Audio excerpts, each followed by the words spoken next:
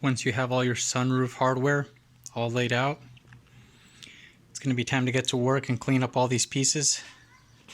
Since most of these are aluminum, you could probably get away with any aluminum polish, like Mother's aluminum polish or that kind of stuff, to shine them up, especially all the surfaces where you have sunroof parts sliding over them, such as here on this channel. You can see where there is a sliding, this is a sliding surface from here to about there. There is I think there's like a nylon pad that rides on here.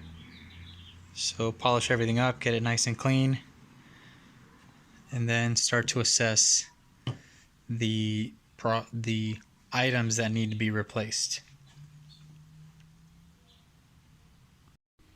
So after some elbow grease, all my aluminum sunroof parts are all nice and shiny and clean. Big difference from their original state when I first pulled them out of the roof. As I mentioned earlier, you can use whatever you want to polish them up. You can take them to a pro that'll get them absolutely perfect, or you can just use your favorite local auto parts store polishing products. Mine cleaned up pretty nicely. They do have the front pieces have a little bit of micro pitting in them that I'm having some trouble showing here, probably from standing water. All those kind of opaque spots you see, I was not able to get polished out. But if you really want to get them perfect, just take them to a pro that has, all the aggressive polishing wheels and compounds and can get them to an absolutely perfect mirror finish. I went absolutely dirt cheap and just grabbed whatever I could find. I used 2 polishing compounds that I probably took from my dad's garage, maybe, who knows, 15-20 years ago or something, and some metal polish cream that I had, and one of these polishing balls that you can get at any auto parts store. This is good enough for me. They're nice and clean and shiny, and they'll still pop on a black car, and it's going to function like new, so I'm perfectly happy. Plus I can see myself in them, so this is good enough for me. Some quick comments about these channels. Sometimes when these sunroofs fail on older 911s, either a cable gets jammed or it breaks or something, and these will suffer a little bit of damage. You can't tell very much on this one, but on mine you can see some of my hammer marks here. This the edge of this channel was bent out slightly in 2 places, but this aluminum is soft enough to where you can bend it back into place if you do so very, very carefully and if the damage is minimal. In my case, I was able to shove the sharp edge of a body shaping dolly in here and tap this down flat with a body hammer, and I got it fairly consistent. This was after I polished it, so now you can't really tell that there was any damage there before. Also, inside the channel, apparently when you assemble these, you're supposed to assemble them dry. So you're not supposed to grease them because this whole system is exposed to rain. And technically, if there's grease in here, it could wash out and make a huge mess of your headliner. And you can see, when I pull these out, these were greased and my headliner is stained disastrous. I can show you that later in a bit. But since these all have to be dry, sometimes they'll have gouges in here from when cables jammed or something. So if there are any gouges, you want to make sure that you try to polish these out. In this channel, you can see that there are some scratches in there, and I did my best to flatten those down. They were very minor to begin with. They were mostly deep scratches, and you could still feel them with your fingertip just barely, but there isn't a raised surface. So I was able to polish this by hand to kind of smooth it down so that the clip end of the sunroof cable will slide back and forth and not snag on any high spots. Also, this is the piece that goes on the right, the piece that goes on the left. And if you notice, they are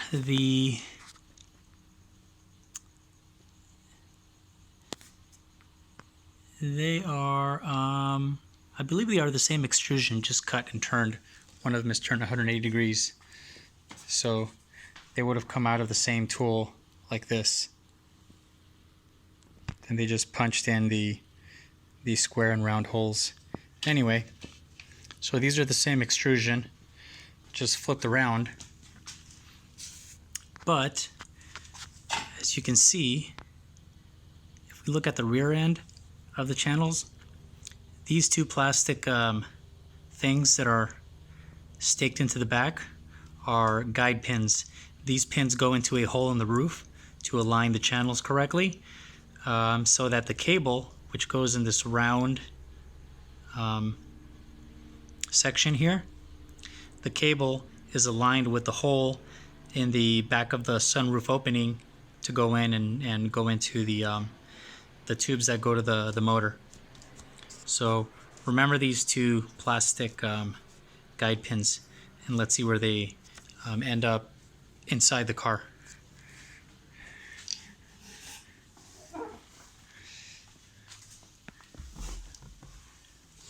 Let's see if I can squeeze in here. Please pardon the video quality for this shot, but I'm standing on my passenger seat looking into the sunroof cavity, the right rear corner, and you should see three holes here. The one furthest on the left is a drain hole that is behind this gutter. That is a rain gutter to drain any water that goes into the sunroof opening. Should go into that hole and hopefully drain out of the car instead of into your interior somewhere. In the center is kind of a tube looking thing. This is the end of a guide tube where the sunroof cable enters, and then you see next to the motor there are two sets of tubes where the sunroof cables travel through and connect to the motor. Furthest on the right, surrounded by some white, I think dried glue, is a hole that the plastic guide pins mate into. Now, I read somewhere in the Pelican forums that those tubes, those holes, the guide pin holes, need to be sealed from the exterior with some kind of a sealant, otherwise water will get in there and then it will make a mess of your headliner, assuming that it doesn't stay in the channels.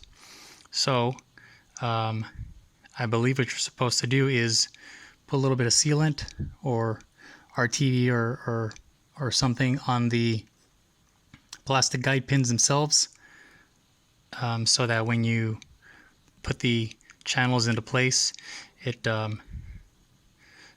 pushes up against that surface and seals it from any water that may enter here. If you go to the left side, you see basically the same thing. Off on the right of the shot is the drain hole behind the rain gutter.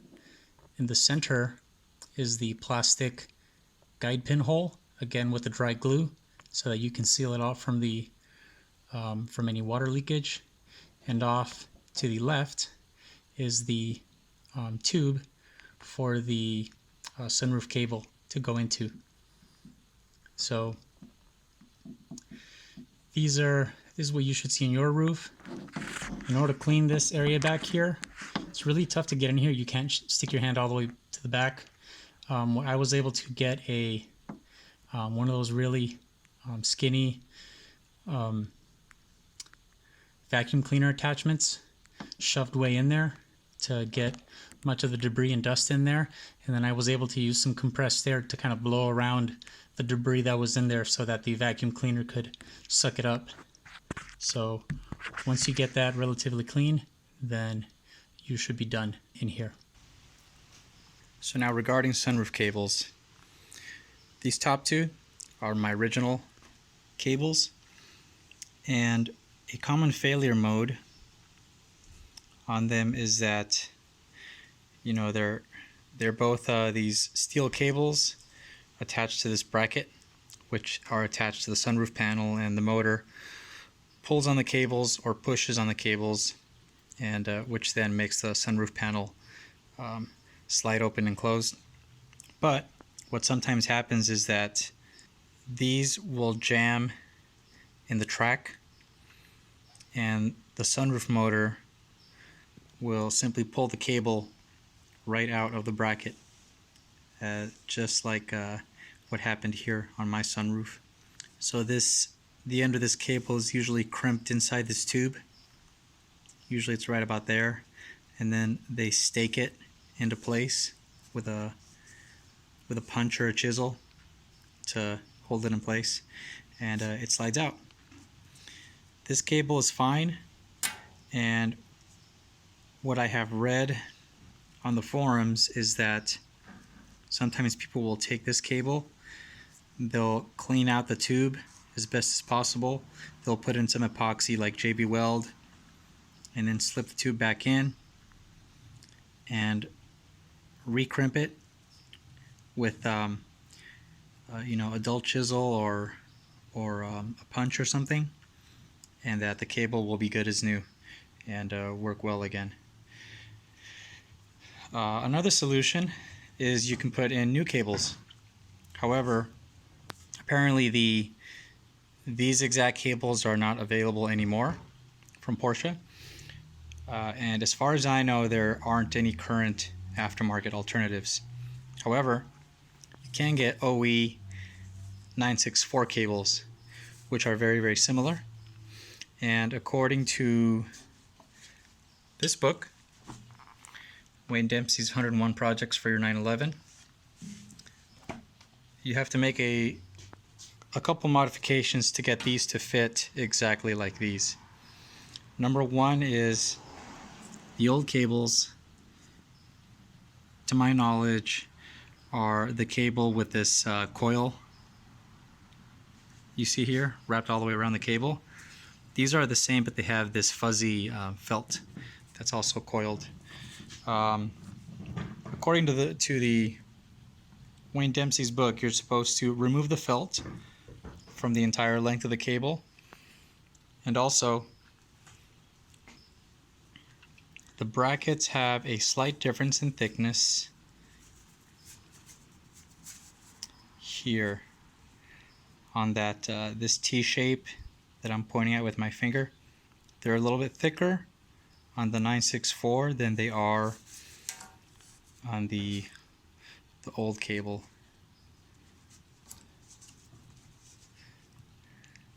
Right there. And you can verify that by taking these and sliding them into the track. These will slide in, but the 964 ones will not. So what you need to do on the 964 cables, if you choose to buy brand new cables, is you are supposed to very gently and carefully grind down the ears of the T, this shape, this surface, and this surface rather, to get it thinner so that it'll slide into the track. And the track has these two circular sections in it, one where the cable slides and one where the T-shaped end of the track, or the T-shaped end of the bracket, will slide in through. So you got to make sure that you grind these guys down enough for it to slide in the cable.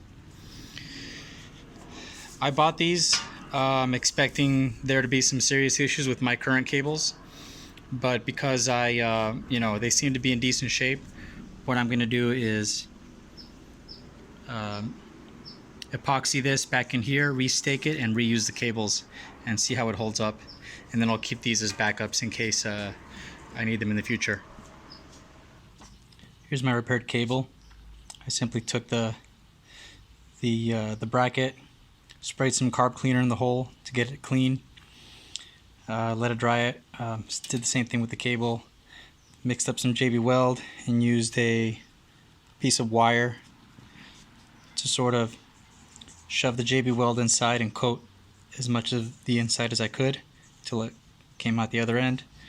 Coated the end of the cable as well, shoved it in place and staked it with I took a chisel, dulled it a little bit on a grinder, and added a couple of new stakes here and here.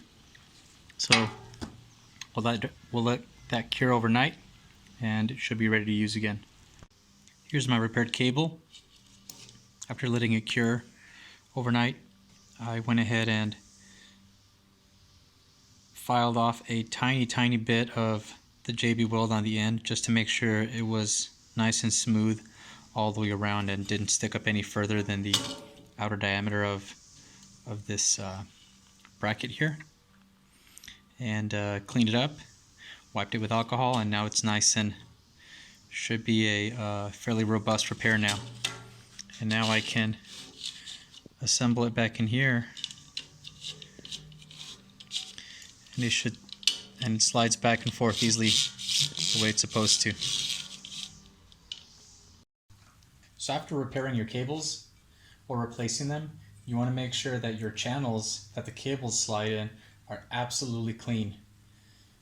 You know how earlier I used different polishing compounds to get these things nice and shiny and smooth? Well, as you know, the polishing compound has a lot of abrasive material in it, and you don't want any of that abrasive grit to be stuck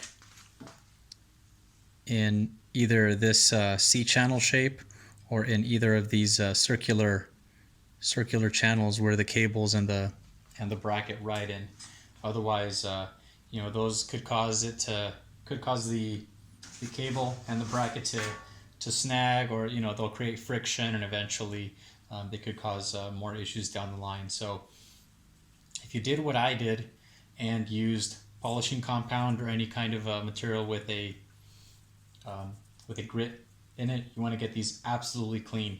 Spray some car cleaner in here, or get some rubbing alcohol or acetone with some Q-tips and go in here and make sure that everything is absolutely clean.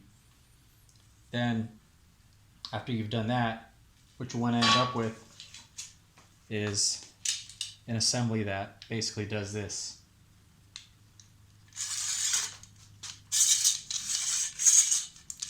That slides.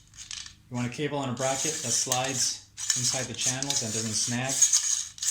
That way, when you assemble it together, it operates smoothly.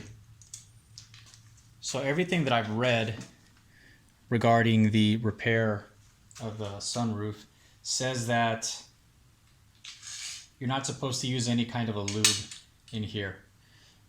These are supposed to be assembled dry, the cables and the channels, because this entire assembly is open to the weather. So if you ever get rainwater or car wash water into your sunroof opening, it could, if these are greased up, then it could wash out the grease onto your headliner and cause a big mess of your expensive headliner.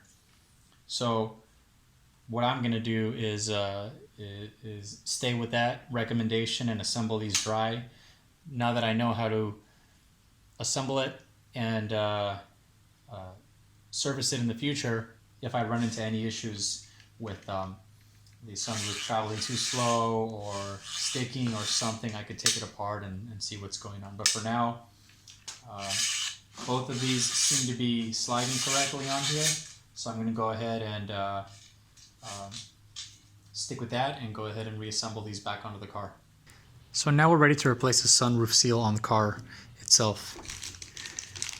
Got an extra one right here. Now, what I did is, in addition to taping the front and the corners, I've taped the sides to further protect the opening from any scratches or whatnot. And also, so that I could mark the position of where the end of the seal starts and finishes on the other side. And basically it runs along, as I had mentioned earlier, around the entire front edge, top edge here, front edge, sides, and it stops just past the flat side here, right where the corner radius starts. It wraps around and tucks just under here, about where my finger is. Actually, right where the arrow is the end of the seal. So put the tape here and mark it with a Sharpie.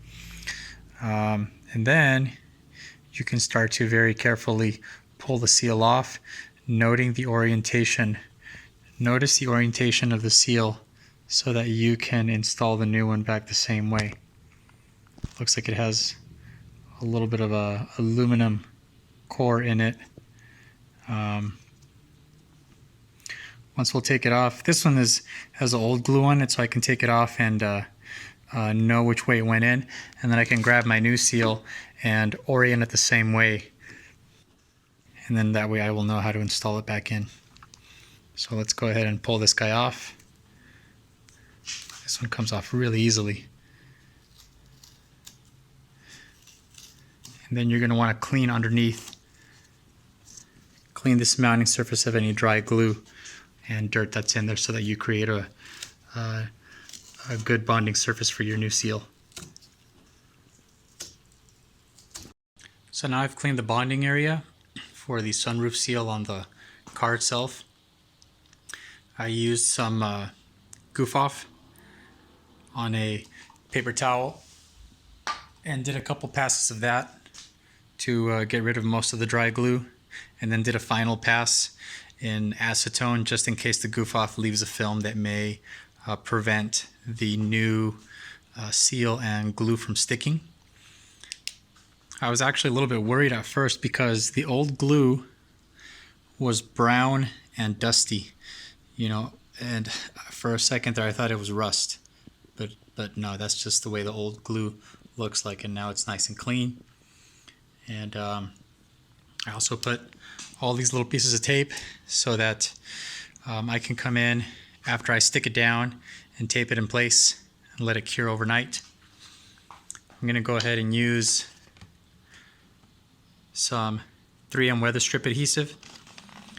For this stuff, you're supposed to stick it to, or apply some to the a thin layer to the back of the seal, and a thin layer to the bonding surface on the car. Let them dry until they're tacky, and then stick it down and then put the tape over it. And lastly, here's my old seal and here's my new seal. I wanted to point out that the cross section of the seal, if you can see it here, there is, the seal has an aluminum sheet in the middle, probably for stiffness, and there's a seam on the felt of the seal itself. That gets bonded to the car, and this is the flat side. So this flat side goes on the car. There is also a thin plastic tube that you could barely see in there.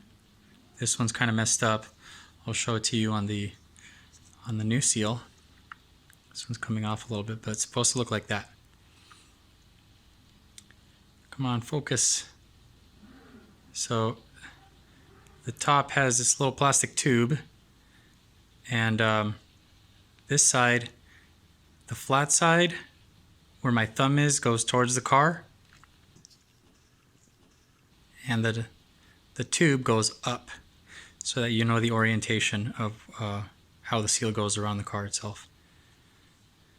So I got my new seal all stuck down. Let me walk you through the process. First of all, if you use this stuff is black. So if you have a white car or a light colored car, maybe there are some clear options, I don't know. But for me, this was perfect. It was at my local auto parts store and my car's black, so yeah, no issues.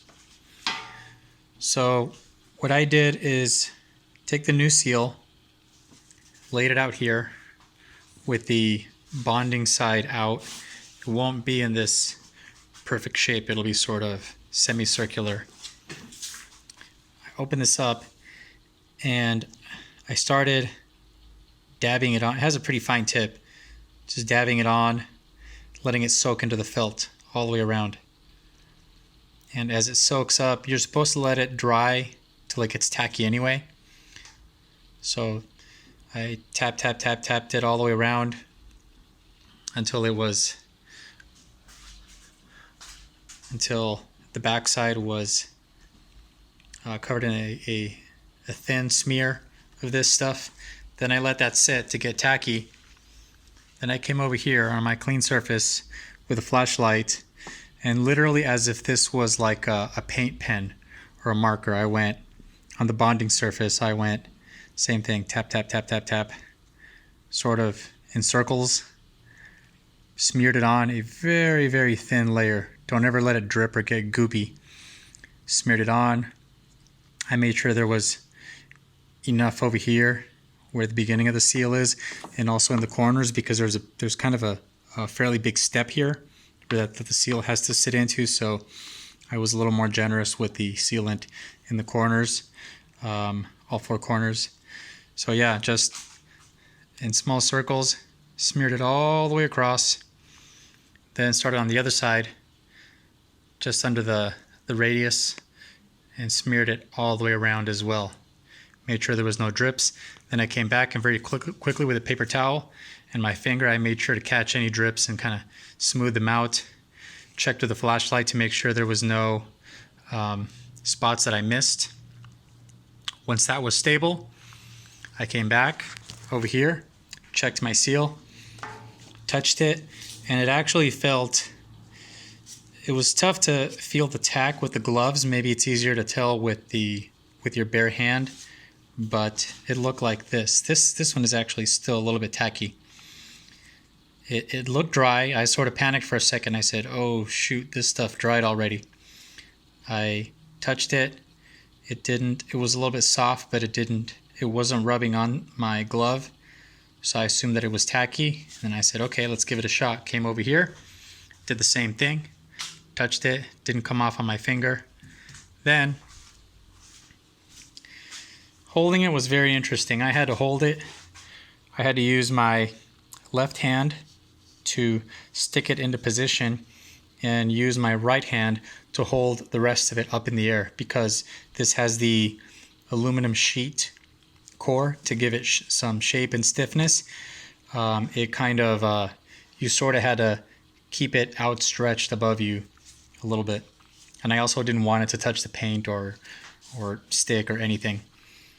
But yeah, surprisingly, it doesn't really stick to anything else, but it sticks to itself really well, because as soon as I stuck this corner down into here, it was on there. So all I had to do was just tap it, and using my thumb to control the height to make sure the top of the seal was flush with the top of the roof. I was tacking it, controlling the height all the way around, and it was staying. I thought it was going to be a messy process and that I would have to tape it down, and that it would be really cumbersome because it was going to slop around.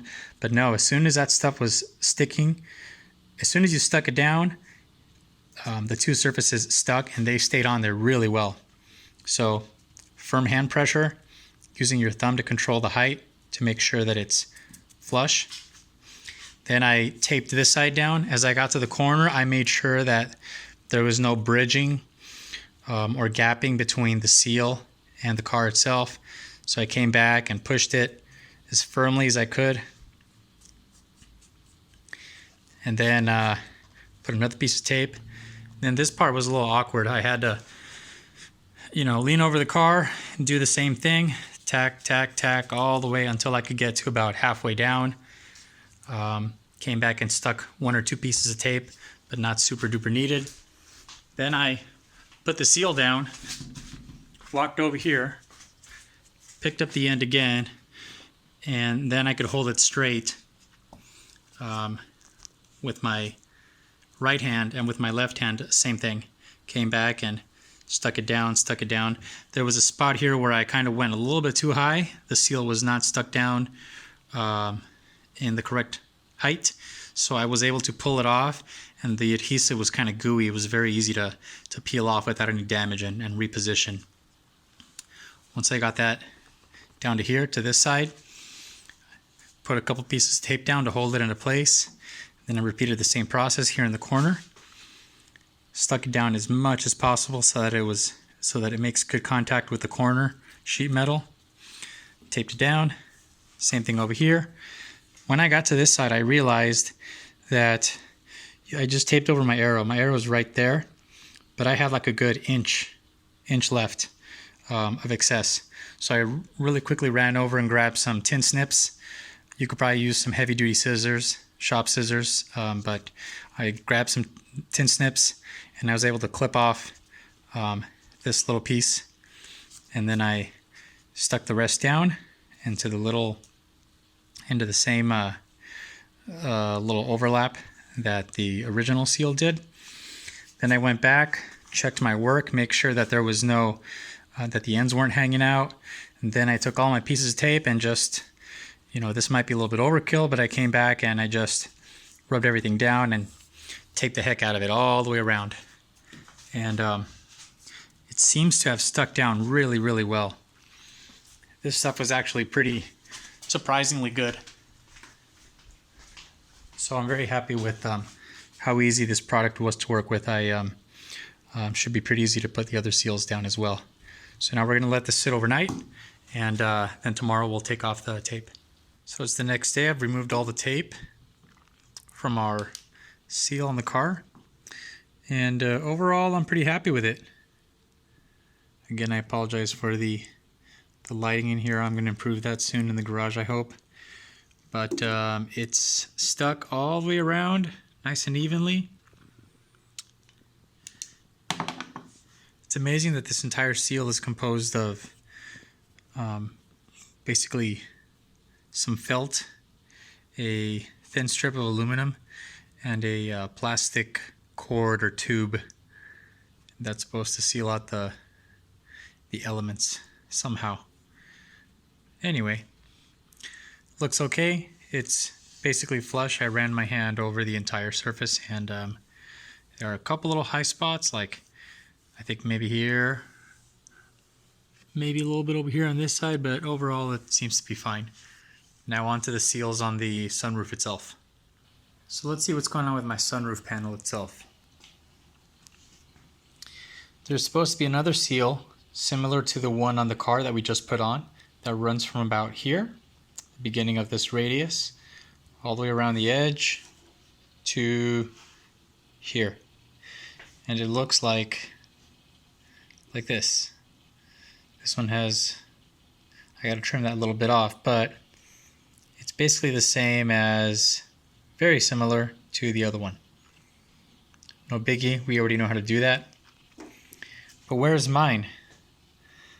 I don't know where it went, but whatever's left of it literally was found here.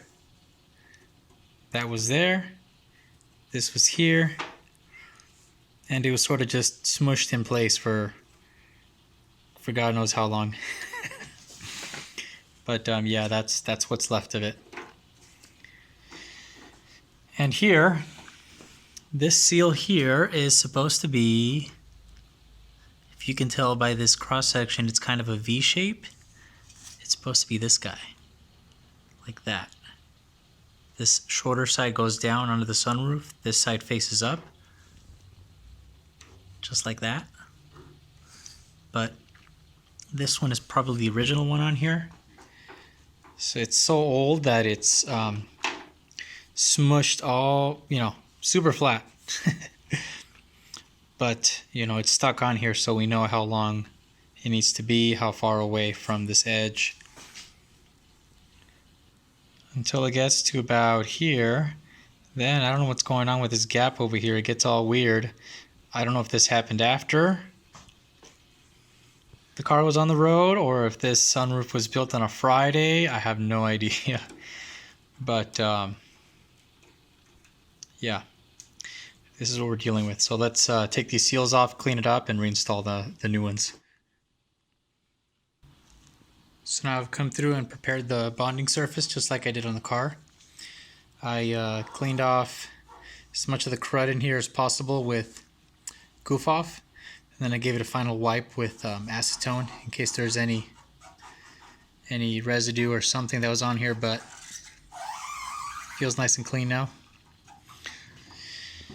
Also, another detail is that the seal that goes here, while the one on the car was oversized and I was able to cut off that last little bit on the end, this one is not really oversized. I did a quick test fit and it only goes up to the end of the radius here where the other seal begins on the car. So in order to make sure that we don't, screw it up and end up short on one side, I put a piece of tape on here, measured and marked the center, and on the seal I did the same thing. Where'd my tape go? There it is. So this seal is the same cross section as the one that's on the car, and the felt has a seam on this side, so you can bond this side to the car so that the side without the seam faces outward. So I put a little piece of tape in here marking the center so that after I apply the adhesive on both bonding surfaces and let it tack up, I can come back here, tack this in place, and then work it all the way to each side, and then we'll come back and do the other seal once this one is in place. Actually, since I'm probably going to tape this one down just like I did the previous seal, I'll have to wait until this seal is cured until I can glue in the other one so I can remove the tape. So this seal is done. Went fairly smooth. Fortunately, because it was shorter than the seal on the car, I saw that one side was a little bit longer than the other. In particular, this side was short and that side was long. I may have screwed up my measurement initially, but because I marked the seal itself with a piece of tape and it's so short, I was able to peel it off, reapply a little bit more adhesive to both surfaces, let it tack, and then I was able to offset the center a little bit, lay it down, and it's more or less even now. And same thing, just put the tape back on. And actually, before putting the tape on, I came back, and because this vertical face here is a little bit shorter than the seal, I wanted to make sure that the seal made as much contact as possible with the sunroof panel itself. So I came in afterwards and with a flat, really with any tool that has a flat edge on it, but in my case a plastic trim tool, I came in and sort of pushed the edge of the seal underneath the round tube and made sure that it made contact with everything all the way across, especially on the corners here, all the way around. Then once that was done, I came back and I put my tape pieces back on, just as a safeguard in case it shifts. And once again, it's more or less flush with the top surface. And that's it. We'll let this sit overnight, and then we'll take the tape off, and then we'll clean the surface and put down this guy.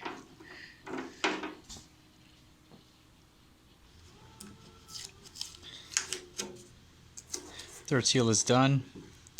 Nothing too special here after having covered the first two seal installations. Basically, I put it down in the exact same spot where it was before.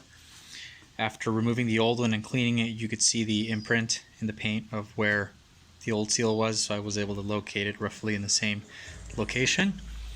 It is supposed to go in this orientation with the top lip higher, or with a larger lip facing upwards. And there's also supposed to be a small gap in here.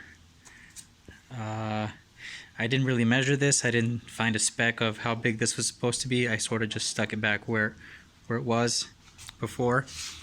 And I believe what's supposed to happen is any water that runs over that gets past this seal and goes down into the sunroof opening gets caught in this gap, which is a rain gutter basically, and then it will either slide out that way or this way into the corner drain channels. So that's how that works. These three are done. Let's move on to some sunroof cables. Let's go through a dry run of how to install your sunroof cable rails or guides into the car. And by the way, any chance you get, go ahead and do a dry run or a practice install of an assembly, especially one where you need to use sealant or glue. Go ahead and do a dry run or a practice run beforehand to make sure that you know what you're doing and you can very carefully do a final assembly with the glues, calmly and as neatly as possible. So again, this is just a dry run, just to explain to you what's going on.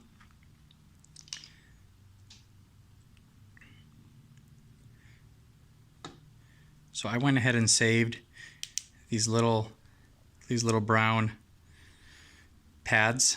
I don't know if they're like a treated compressed cardboard or leather or something, but they've lasted nearly 40 years.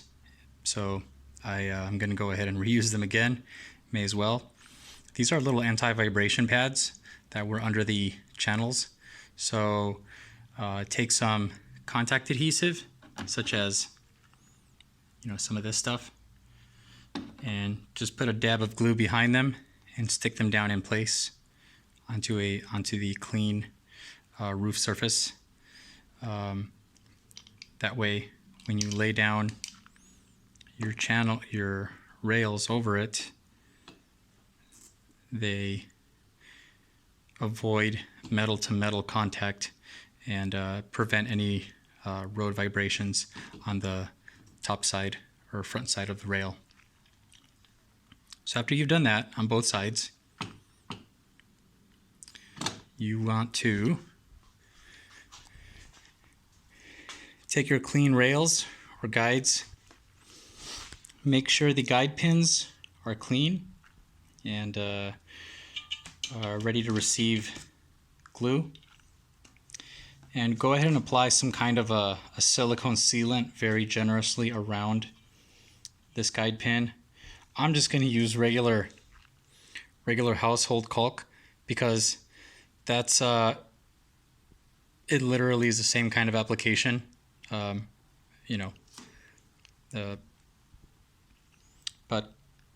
anyway, you could also get some they make a sealant that literally looks like chewing gum.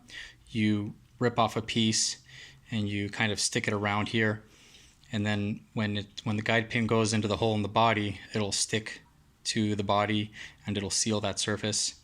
But in our case, or up to you, grab some kind of a silicone sealant, apply it generously around the entire guide pin. Then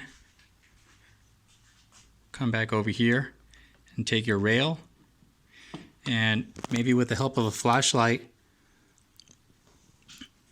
aim the guide pin into the hole in the body that I described earlier in the install. Make sure the guide pin goes into the hole. Drop the rail down. Then you'll know once it's in location, because then the rail will drop into this kind of a guide boss and these two threaded holes here. Then once you have it in position, you can go ahead and grab your cable install the end of the cable into this outer hole in the channel. Feed it in slowly. And as you're feeding it in, the cable will go through the tube that I described earlier that is on either side of the motor. It'll feed itself past the drive gear on the motor if it's disengaged. Keep feeding the cable in until the bracket for the cable makes it past all these holes.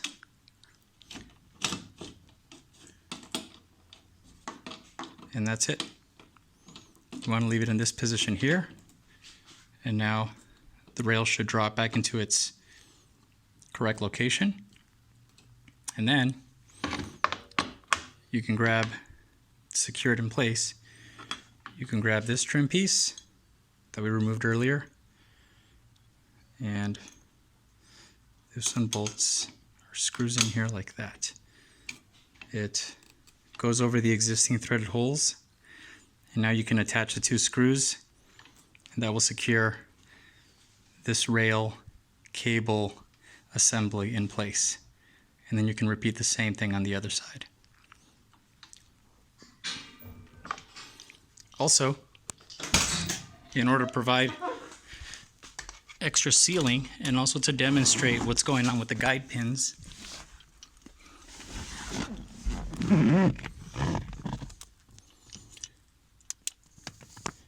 you can see that here's the guide pin going through the body. And there's a tube where the cable itself is traveling this big large radius here. If you'd like, you can apply a little bit of sealant on this side too. That way you're putting silicone or some of that mastic sealant on both sides just for extra leak protection. But you can see here where if you don't do a proper job of sealing this hole and guide pin opening correctly, then any water that is on the inside of the rain gutter could drop in here straight onto your headliner.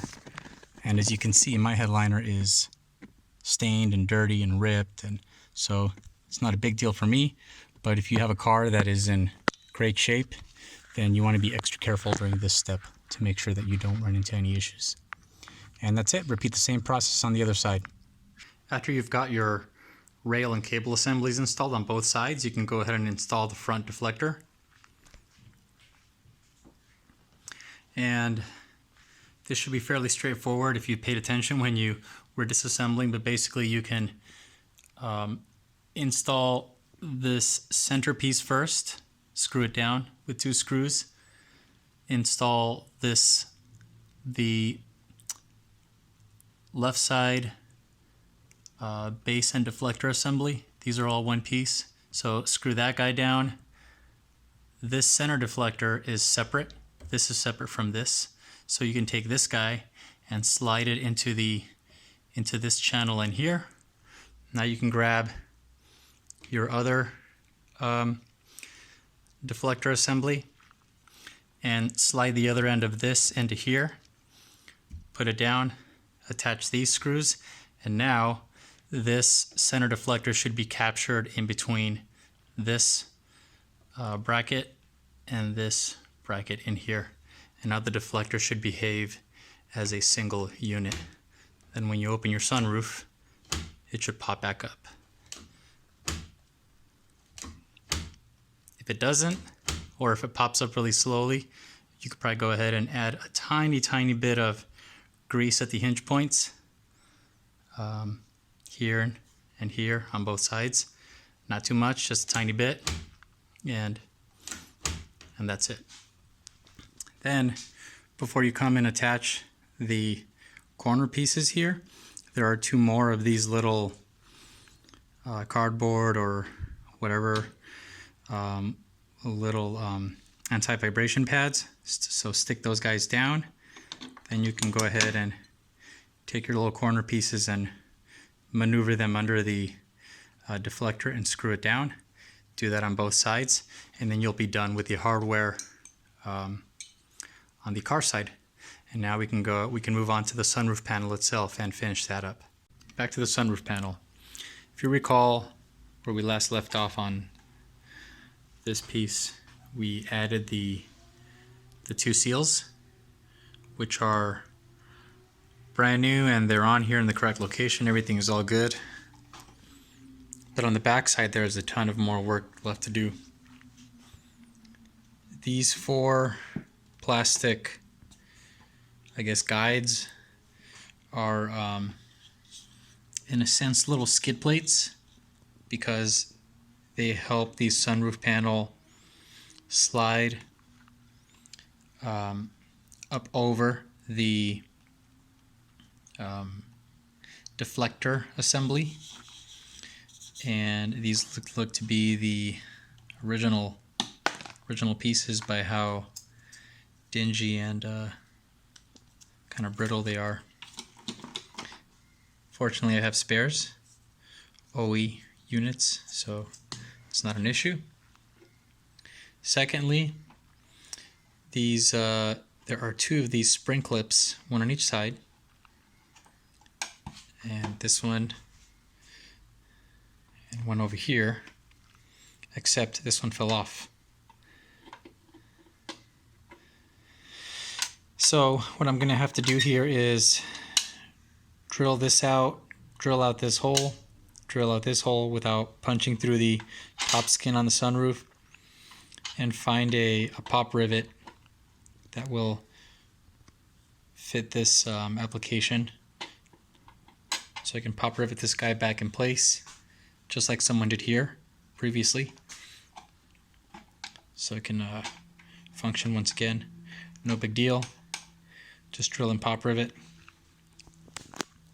Also, these little triangular guides, I think, also help the sunroof panel. They're kind of like little ramps as well. They help the sunroof panel rise up into its closed position. And these actually look like they're a little bit newer than the little skid plates up front, just by the color. So I think I'm going to leave these here for now. This one's in good shape. This one over here is also in good shape. A couple scuff marks on it, but nothing too severe. I have spares for the future in case I need to take it apart again. Lastly, there are a pair of felt strips on each corner that are super contaminated. Looks like this may be like anti-seize paste or just grease and dirt and who knows what else. So I'll probably peel these off, and since these are just felt pads, I'm literally going to take some felt strip, some kind of, come on, focus, some literally Home Depot quality felt strip, and if the adhesive is strong enough, I may use that to drop in here versus whatever Porsche part number these are. And as a bonus, this foam that I'm not sure why it's in here, maybe it's for thermal properties. This foam is really old and kind of crumbling into dust, so I may pull these off on both sides, and I may cut out some like Dynamat type of material to stick in here for acoustic and thermal insulation. And I think once I take care of those items, this unit will be ready to go back in the car.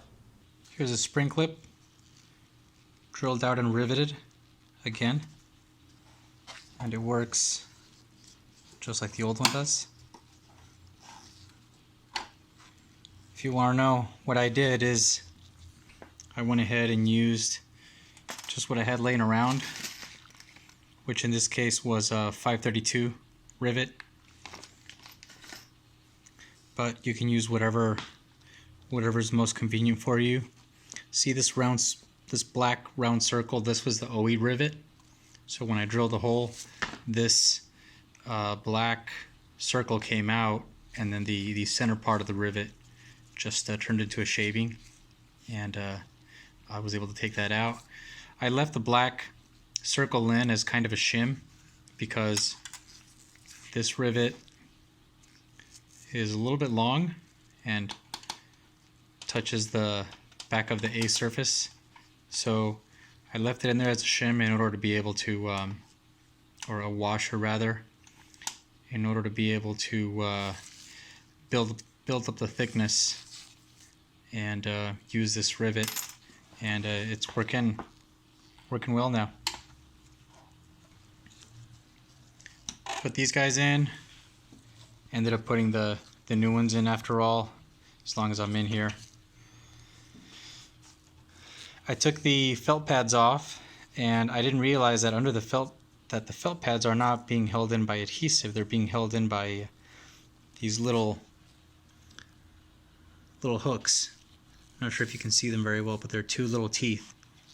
So you can bend them up, drop in a new felt pad, make sure it pierces the felt pad, and then you can bend these teeth flat so that it doesn't scratch whatever surface is directly underneath here.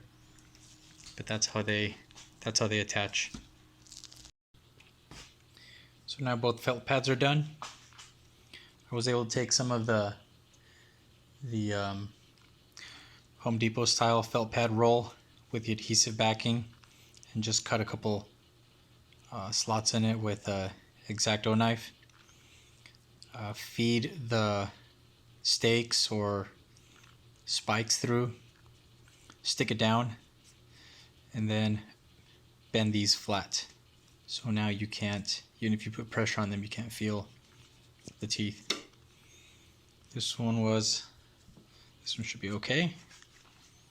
This one on the other side, one of the teeth broke off.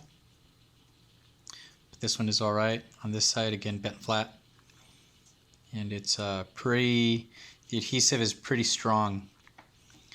I think these are for like putting underneath furniture or things like that. But should hold up in this application, I think. Then I went ahead and I was able to peel off this old foam that was here, surprisingly. So after peeling it off, clean the back face with goof off to clean up as much dirt and dry glue that was on here. And then I had a few sheets of this this dampening material. I think it's called Hyperflex AccuMat. It's the whatever the Scotch brand one is. It was I had some laying around for a while, and I decided to give this a shot, see how well it does.